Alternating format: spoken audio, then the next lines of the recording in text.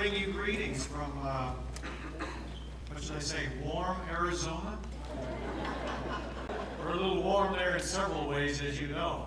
And as I was listening to Gene and talking about, and Bert talking about what's happening here in Missouri and how you're challenging the federal government. And you know we have our challenge in Arizona with the federal government. And anyway, I'm just so grateful to be here and to share with you an incredible message. A message that gives hope to people. And several of these are going on right today. Of course, not like this. I'm just so grateful to be invited to Branson. Grateful for Fred and Linda Wagner and Gene and others, and particularly the Hughes brothers, who gave up their time this day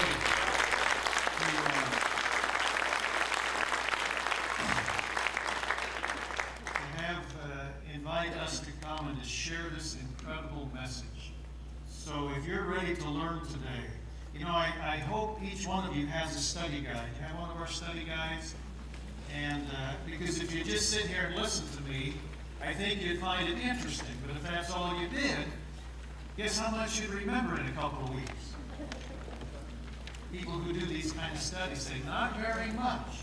You might think that was good, but okay, tell me about it. Probably about 2 to 5% is all people can remember after 2 weeks.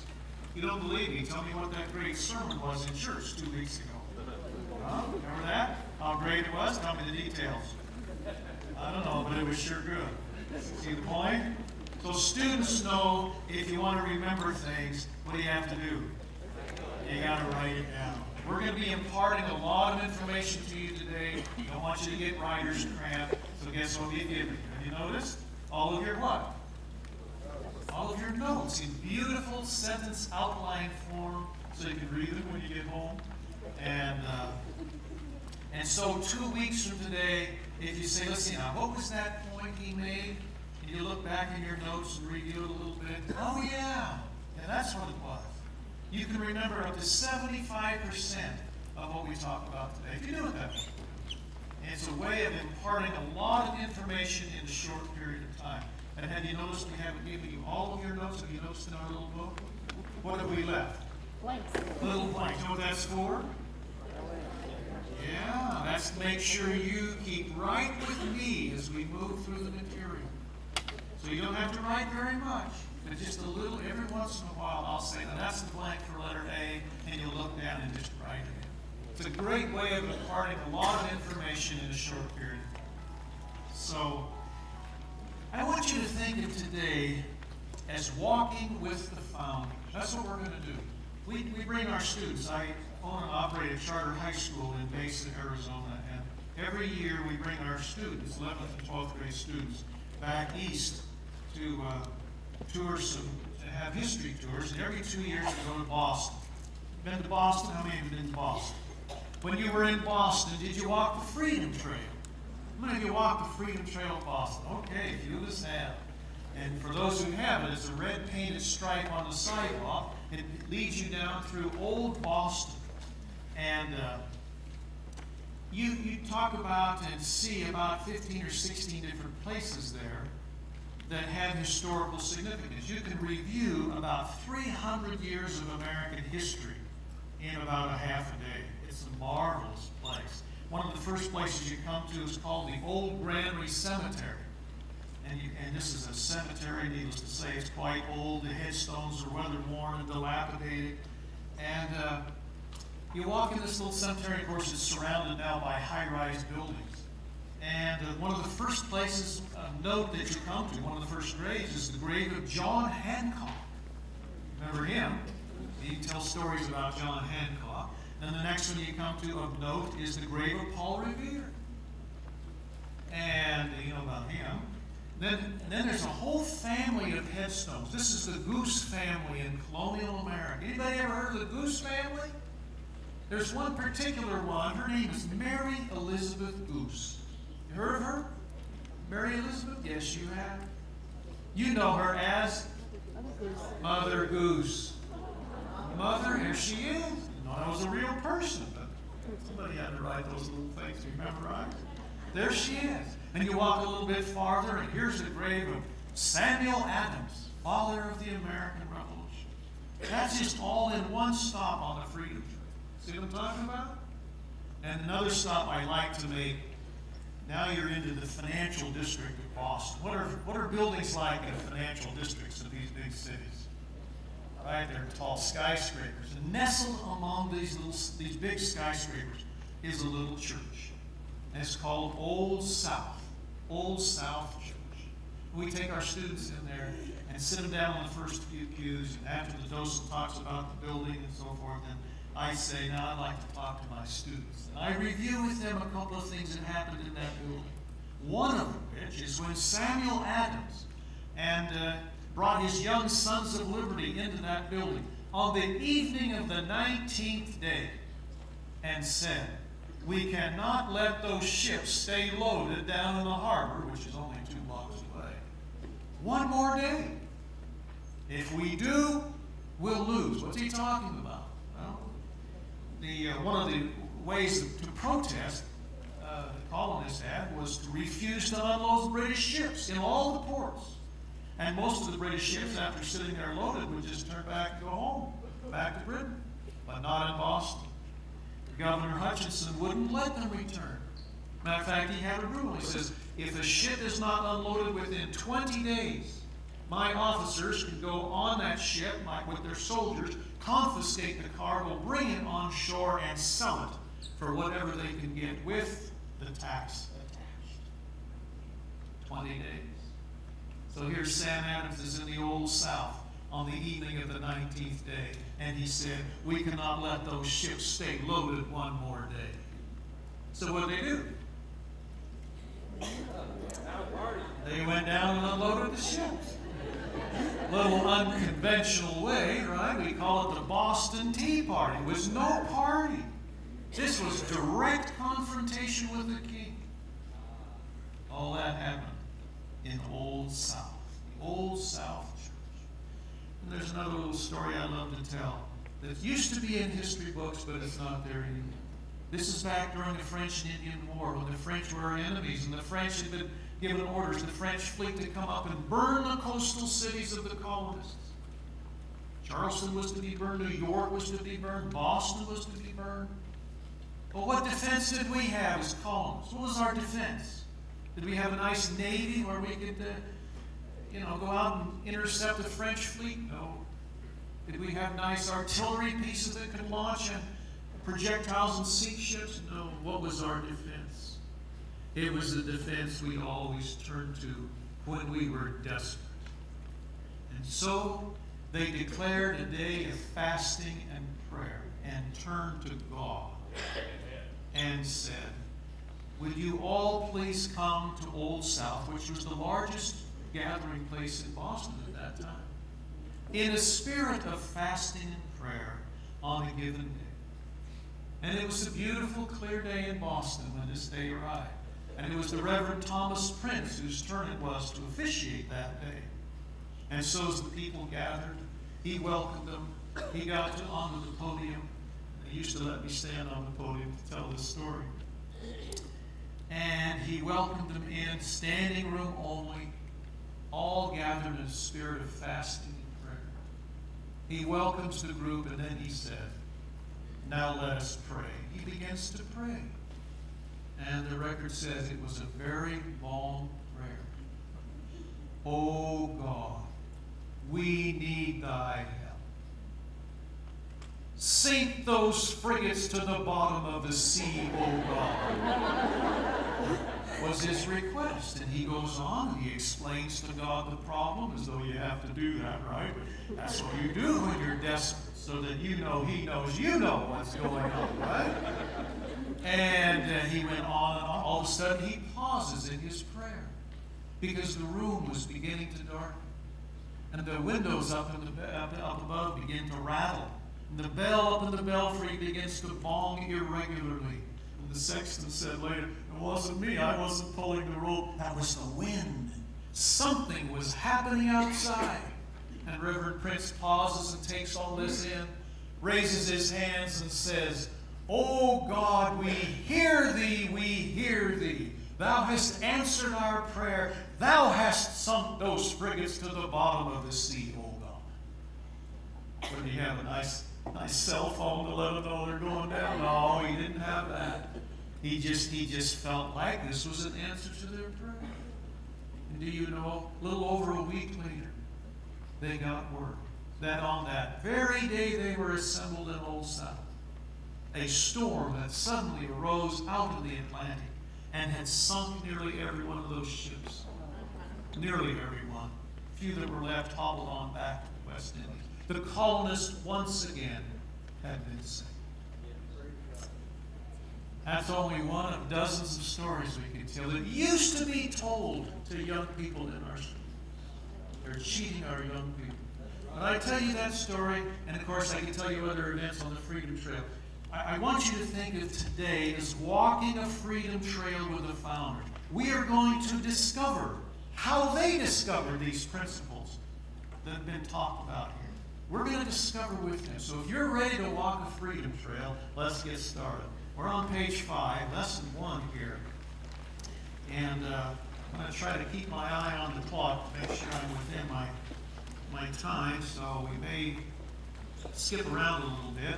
But, first of all, if you study the history of governments in the world, you come to conclude there really are only two kinds of governments. Now these have technical names which we could mention, but they're hard to remember. We've given them very easy names to remember. How about these? There's ruler's law and there's people's law. Those are easy to remember, aren't they? And if you study the history of nations, you can kind of categorize ruler's law and people's law. Who do you think makes the law under ruler's law? The ruler. The ruler. Who makes or accepts the law under people's law? The people. And when I teach American history to young people, I like to say, okay, does that act of that president or that act passed by Congress lead us more to ruler's law or people's law? Say you do that? You get these young people geared to thinking that way, all of a sudden current events, boy, they click in and they go, that's ruler's law. That's ruler's law. Or that's people's law. That's good. Say you can do that? So let me ask you this. After Columbus came, what was the first major nation to make inroads into the New World? First nation? Spain? The Spanish, right? What kind of law did the Spanish bring? Ruler's law, no question. Then they were blunted by another major nation. Who was that? France. What kind of law did the French bring? They brought ruler's law. And you got one ruler's law butting up against the head of another, leaving a nice little pocket on the East Coast for a different people, with a different kind of law, at least written in their hearts. These were the English. You realize by the time the Declaration was written, there were about 3 million English colonists in America. Now, if you look down on page 5, that's your first blank under Roman numeral 1 is rulers and people. Did you get that just above the map? Rulers' law and people's law. And the next blank under the map there is 3 million colonists in America. And they brought with them elements of people's law, which is your blank at the end. And you say, where do they get that? People's law from? Well, on the top of the next page, their ancestors were known as Anglo-Saxons. Anglo-Saxons, which is your blank, who came into Britain about 450 AD, set up a wonderful system of government that the founders studied in depth. And it lasted about 600 years until that tragic book date of history, 1066. Who can tell us what happened in 1066? Battle of Hastings, the Norman Conquest, William the Conqueror came over and conquered the Anglo-Saxon people and corrupted their form of government, and that's your blank for letter B, corrupted. Are we all there now? And there's a quote in letter C by Jefferson. We won't take time to read that. You can do that, explaining this situation. And so you have now the Saxon people being ruled by Norman kings. And this is quite an amazing century after century battle going on. Saxon people against Norman kings. We have classics written of those time periods when the Saxon people are trying to get their rights back.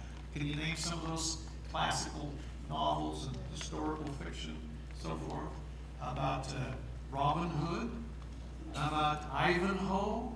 I mean, this is classic struggle between the Saxon people and the Norman kings. And about 150 years later, in 1215, the Saxons said, maybe we need to take a big chart and write some of our rights down on it and take it to the king so that he will know what our rights are and he'll respect them. See, this was one of the problems with Anglo-Saxon law. It wasn't written down. So guess what? One of the first things our founding fathers learned. If you're going to preserve something, the best way to do it is to write it down. Do you know how many nations there are in the world today? About. Changes every year. About 200. About 200. Do you know how many of them actually have written constitutions? What would you guess? 10, 20, 30, like 40? You'll be as surprised as I was. At last count, 125 have written constitutions. Guess which is the oldest? Ours. One of the youngest countries has the oldest written constitution. Because this is one of the things the founders learned. You want to preserve it, you write it down. So they started writing. They started writing. And it's kind of amazing. You know, they took what do we call this big chart that the Saxons did? What do we call it? The Magna Carta. And of course, they took it to King John, even though he signed it, he didn't really honor it. So what did they do? Later that century, they said, maybe we need to send some of our best people up to be with the king as he administers the government, to remind him of the rights of the people. This is the first Parliament. That's your blank for letter E, Parliament. Did you get your blank for letter D, Magna Carta? Okay, Magna Carta and Parliament. And that's about the way it stayed for several centuries. And in the sixth letter F, in the 1600s, Sir Edward Coke, he was an English judge. It's pronounced Cook, spelled Coke. But he began later in his life of ruling from the bench. These human rights belong to all people, not just the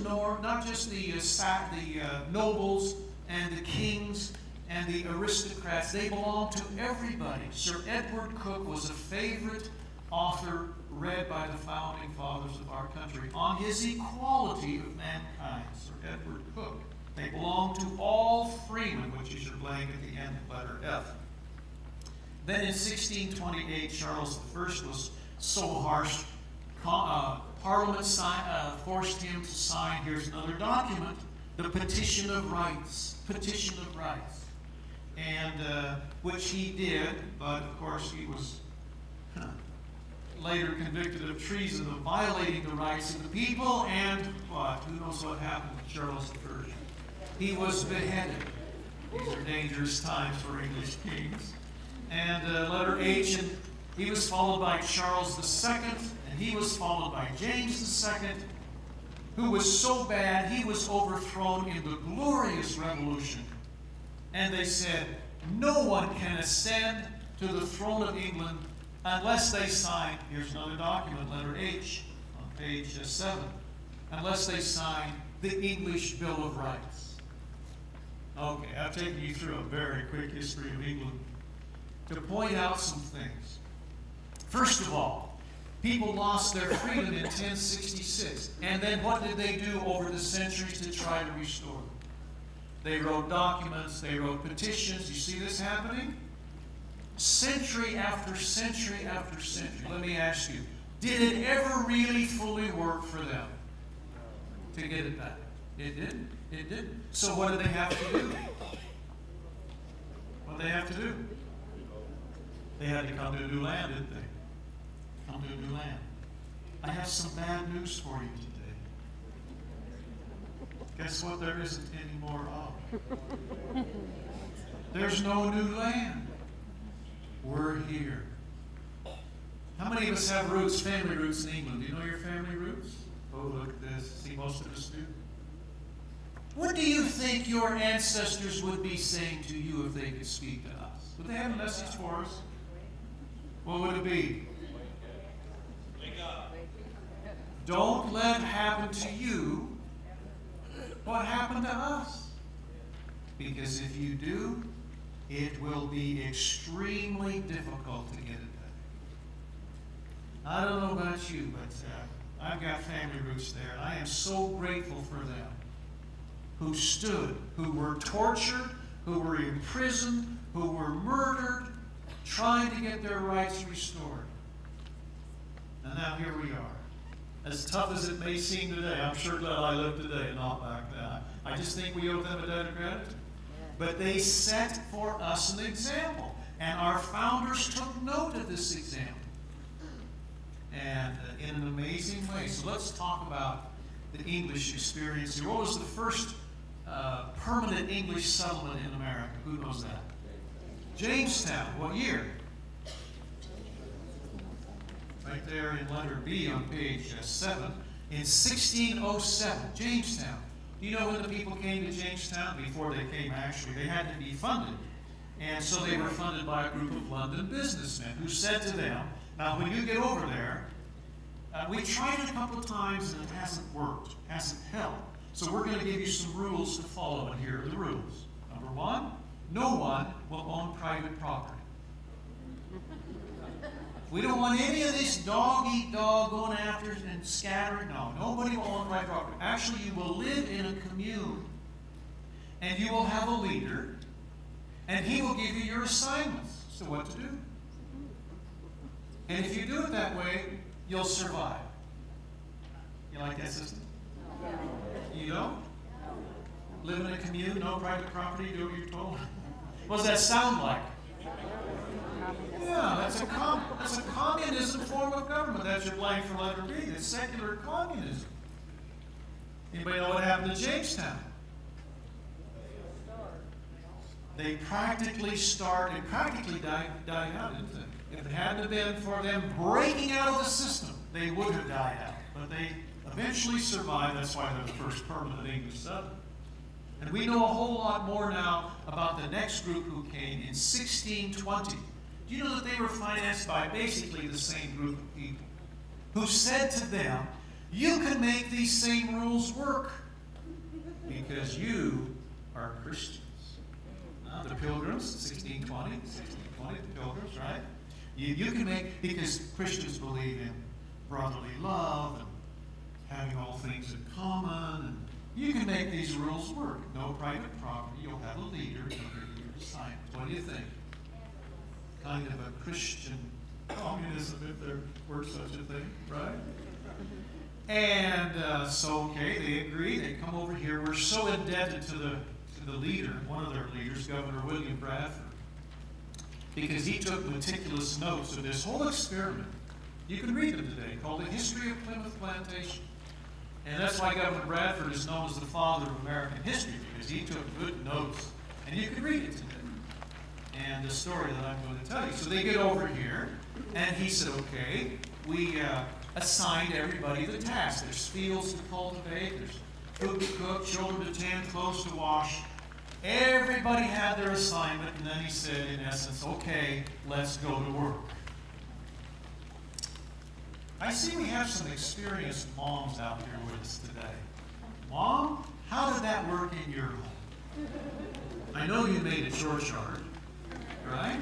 Everybody had their assignment. Huh? Did it work? Uh-oh. See? What happens? Worked for a while, and then what? Yeah, all these excuses. And this is what Bradford said. He doesn't list the excuses, but you can just imagine. Oh, I got a sore back, or got an ingrown toenail, or a sore elbow. It doesn't matter what the excuse is. Can't do the work. Do you mind if I not go out and do the work? And the work wasn't getting done.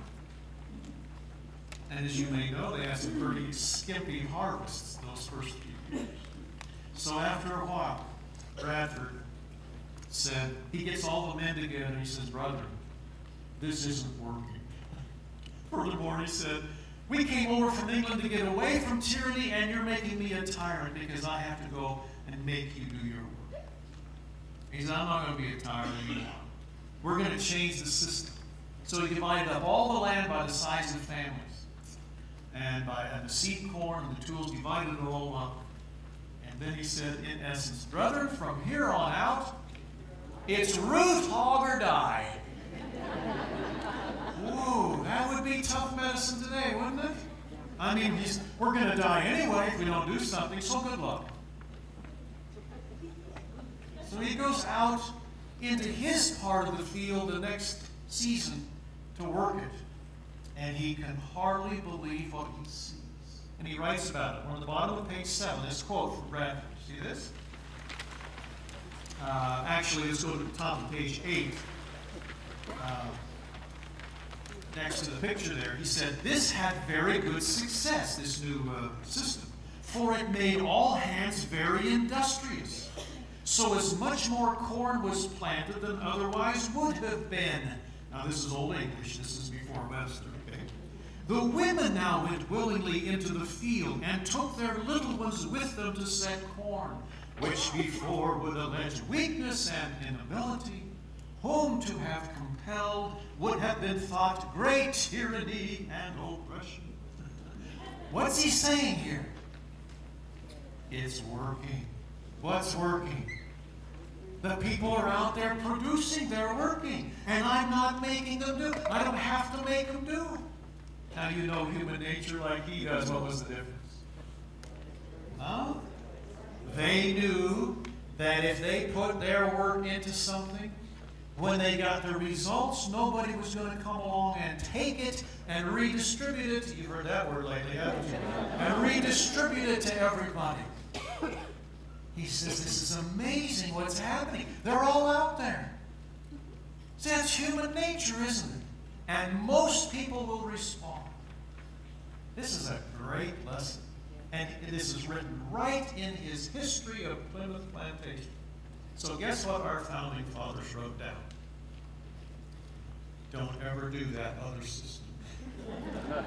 Don't ever do that. Don't ever take from the people the results of their labors. Don't ever redistribute it. They actually use those words. They call it leveling also. Don't ever level. As a matter of fact, Samuel Adams said leveling, taking from those who have and giving to those who have not, is, and this is his word, unconstitutional in our system. That's Samuel Adams. And these are great lessons of history. And so, from 1607 in Jamestown until the founders wrote the Constitution, in what year? Constitution? 1787. 1607 to 1787. Now, where's my math majors? How many years is that? How many years? Figure that out real quick. 180 years. I like to call that 180 years of trial and error. Where some of the things they tried worked, and so they said, do this, do this. Some of the things they tried didn't work. Don't ever do this, don't ever do this. This is in their writings, folks. And it's amazing what's there. I'll just give you another example. Did you know that they actually tried to let the general government, that's what they used to call the national government, the general government, tax people based on their incomes? What do you think they found out? It's miserable. You can't enforce it without getting into the private affairs of people. Don't ever do it. They wrote it down. Don't ever do that. Don't ever do it. Matter of fact, they felt so strongly about that, when they wrote the Constitution, they put a prohibition of that kind of tax right into the Constitution. Did you know that? I'll show you that this afternoon. What are we doing to ourselves? See, they already tried these things. All of a sudden, somebody comes along around 1913 and says, ooh, here's a new way to raise money. This is a new idea. It's not a new idea. It's only a bad old idea. But if you haven't read the founders, you'd never know it. This is so incredible.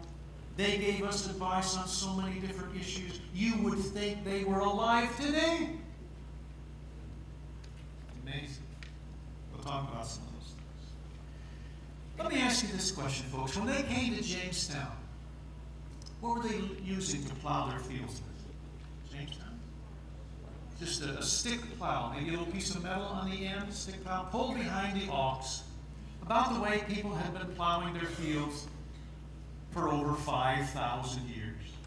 Right? What was their transportation like? Transportation? Walking, animal power, ox carts. Their ships weren't even as large as some of the ancient ships. Not the way people had been getting around for over 5,000 years. How were they making their cloth? Hand loom, about the way they had been doing it for over 5,000 years. What are we saying? Up until Jamestown, there just hadn't been much human progress made. Through all these thousands of years, all of a sudden, you set the human spirit free. And particularly, when you write a constitution to protect the creativity, the innovations of people, and let them enjoy the benefits of their labors and protect that, what happens? What happens? In less than 200 years, we went from ox carts to where? Walking on the moon. In less than 200 years. In other words, these concepts that the founders wrote down and institutionalized in our Constitution took us farther in 200 years than mankind had gone in over 5,000 years. Hence, we call a discussion of those concepts the 5,000-year leap, because that's what happened. It was miraculous when you set the human spirit free and know how to protect that freedom. Well, the founders developed certain principles. I hope you love principles in your life. I'm not talking P-A-L-S necessarily. I'm talking P-L-E-S, right? For example, if I were to say to you 4 times 4 is 16, would you all agree with that? Ooh, that was quick. Boy, I didn't see anybody figure that out. You just knew it, didn't you? You just knew it. Why did you know it? Why? Because some wise teacher back in the, when was it? Third grade, she said? Okay, 3rd grade. Said, if you'll memorize these little things, it'll be a blessing to you your whole life. Has it been? Yes. You don't have to think. I could stand up here and try to convince you that 4 times 4 is 13, and I wouldn't do a very good job, because you know it. How about 8 times 8 is 64? See how that works? 12 times 12 is 144. See? 13 times 13 is 169. Come on. Huh? What happened? Did I lose some of you? Oh. Anybody know that one? Sure. 169. Yeah, it is. Hey, folks, I'll never lie to you. I'm from out of town. I teach Sunday school. You too. It is. It's 169. 18 times 18 is 324. You know that one?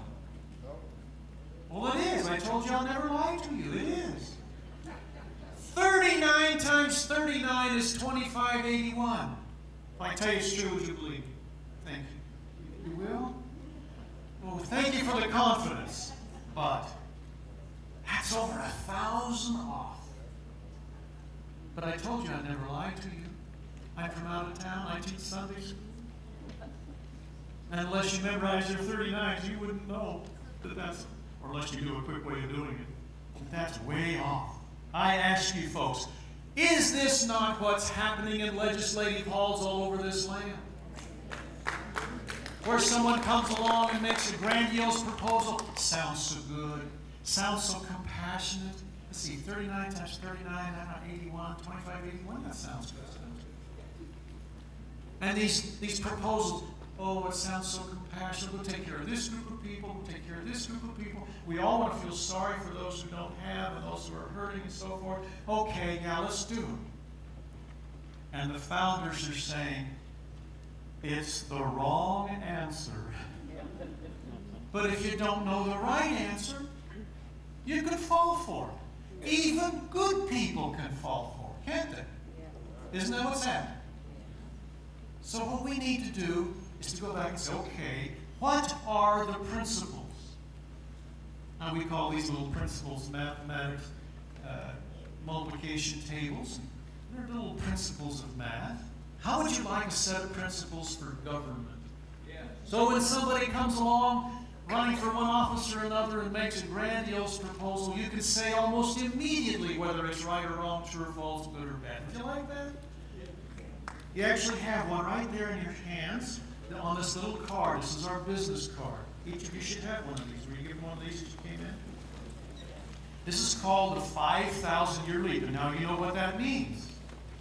And if you'll turn over on the back, here are the principles of liberty developed by the founders. And the founders said, any group of people who wants to have freedom, prosperity, and peace, if they will cling to these principles we have discovered, you can have any group, not just Americans, any group. And here they are. And we're going around this nation trying to get people to memorize these principles. I don't know, does that seem like a big task? Memorize these principles. See, if you're in my class at school, I teach seniors in high school government. If you're in my class, one of the things you have to do to get an A, just one of them, is to memorize these and stand up in front of the class and recite.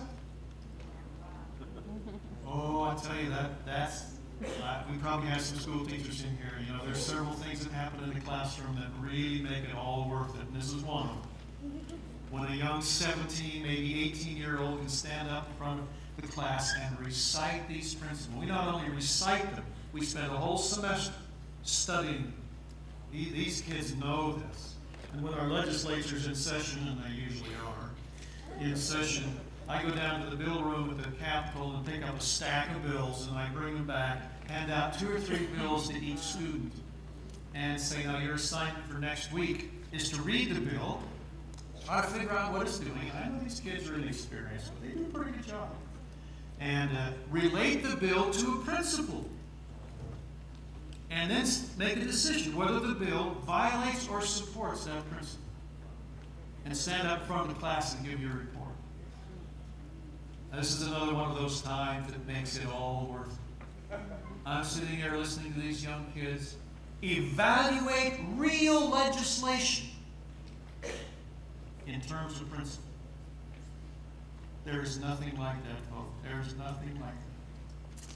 So I just encourage you to memorize these. Let me just give you an example here. We can talk about any of these if you want. Look at number 1. The only reliable, by the way, do we need some of these passed out? Do you all have them? Anybody who doesn't have them? But we got some more down here? They should be in your book somewhere, so let's get some more down here. And by the way, we bought a lot of these, so if you want a few more, we've got them out there. And our compliments. Look at the very first one. The only reliable basis for sound government and just human relations is natural law. It's what? Natural law. You go out there and walk up, ask almost anybody on the street, tell me about natural law. They know what I'm talking about. Did you know you couldn't get out of Princeton or Harvard in the days of the founders without studying natural law? What in the world is that? And they love to read Cicero of Rome. They love to read Blackstone, the great English jurist. Our founders love to read them on this subject of natural law. What is it? And I love Blackstone's definition, and I'm paraphrasing it somewhat. He said, natural law is the order in which the Creator made everything to work properly. In other words, it's the way things are. It's truth. And if you form a government according to that, it will succeed. Amazing. Okay, Blackstone says there's 2 kinds of natural law. One he called cosmic law. That's a scientific law. That's law that if you can invent these concepts of science, what can you have? Nice what? Electricity, lights, microphones, computers, jet airplanes, televisions. I mean, if you can discover, this is all natural law. This is cosmic law, Blackstone says. But Blackstone says, don't forget the other kind of natural law, which is just as important. And he called it, these are his words, revealed law. What would that be? These are laws that the Creator laid down for the happiness of mankind. And He didn't let us fumble around and discover them. He gave them to us right from the beginning. Can you think of some? In society. Don't kill. That doesn't lead to happiness. Don't kill. Don't steal. Don't commit adultery. Don't lie. Don't covet your neighbor's property. Go out and earn your own. This is all natural law, as Blackstone outlined. And if you live by these laws and build them into your society and into your governments and into your laws, you will be a happy and a prosperous people. Isn't that amazing? This is all the founders. So you create a government that says, okay,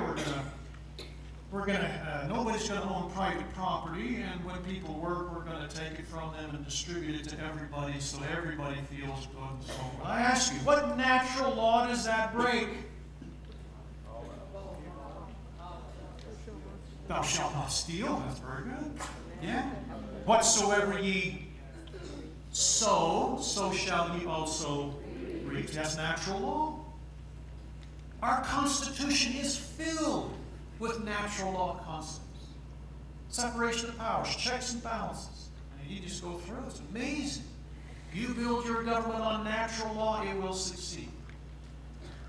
So let's say the legislature of Missouri up in Jefferson City passes a law and says there's no more gravity in Missouri. There isn't? No, legislature said there wasn't. Oh, that's great. Well, let's get on the high, you got a tower over here somewhere here in Branson. Let's get up there because this is going to be exciting. We're going to test this out. You first. And the founders said, even if a legislature passes a law, again, if it's against natural law, it is null and void from the beginning. It is no law. Isn't that amazing? That's the first thing people need to know is natural law. The law of nature and of nature's God, as Jefferson wrote in the Declaration. Anyway, so you know what will happen if you memorize these principles, folks? We have an election year, right? You're out working in your garden, and you got these memorized. Your neighbor will come up to you and say, hey, what do you think about the proposal so-and-so who's running for Congress or for whatever office made the other day? And you'll put down your hoe and you'll say, let me tell you about the principle behind it. And you'll quote a principle. Maybe, let's say, maybe principle number 7 on your card. The proper role of government is to protect equal rights, not provide equal things. And you might have to say, that's why that proposal that he made the other day is dangerous. Because it violates one of the most basic principles of good government. Or you might be able to say, that's why that's right on. Because it supports a true principle of good government. You know what your neighbor will do? He'll look at you and say, wow, you're smart. Where did you learn that? Well, just memorized a few things. So you got to be real humble when you know this much, right? This isn't much to know, folks. But it's more than most people know. And all of a sudden, you become an expert. And people will call you up. See, this is what we need. We need lots of teachers. People will call you up for advice. It'll be right before the election, right? Oh, there's a lot of propositions on the ballot, a lot of candidates. I haven't had the time to study, but I know you have. Can you just kind of tell me how you think? See, we need thousands of people teaching correct principles. And you can all do it. We put it on a nice little card so you can put it in your coat or somewhere. And when you're out on one of your beautiful drives around here, you pull it out and you say, dear, what's principle number 20? I will review here. Let me tell you what happens. We have events at our school, like most schools. We have concerts and plays and so forth. It hardly ever fails when a parent doesn't come up to me and say, Mr. Taylor, you know I have a daughter or a son in your class. You won't believe what's happening at home. I already know because they say this every year. They'll say, we can't even sit down and listen to the news anymore without my son or my daughter saying, let me tell you the principle behind that. Let me tell you there's a better way to do that. Let me tell you. We have great discussions in our home. And I'm just sitting there, That's what happens. And to see these young people who are old enough to understand these concepts, but they haven't quite been totally, what should we say, brainwashed, okay, or whatever. I love to teach that age group, 17, 18-year-old, and see them light up. And it's amazing because that is the destiny of our country. And I'm here to say we've got great young people coming up. And I will say this to you today with the founders, because they said it. I do not believe that the Creator, that God, helped to found this country only to let it end up on the ash heap of history. He has a plan.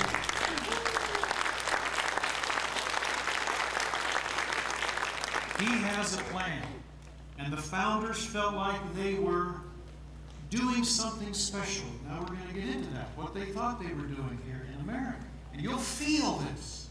You'll feel it. Well, anyway, I hope each of you has been given one of these as you came in, right? 5,000-year lead. We're trying to flood the nation with this book. And even though you've been given one, it says on here 1995. If a person just buys one out there, it's $10. Or if you buy 10 or more, guess what? $5 a piece. See, we're trying to get it out. We're not making money on this. We're trying to get it out. A discussion of the 28 principles. So we invite people all over this nation. And when Glenn Beck held this up, said everybody should read it, all of a sudden we get calls from Amazon and Barnes & Noble. We need 30,000 copies next year.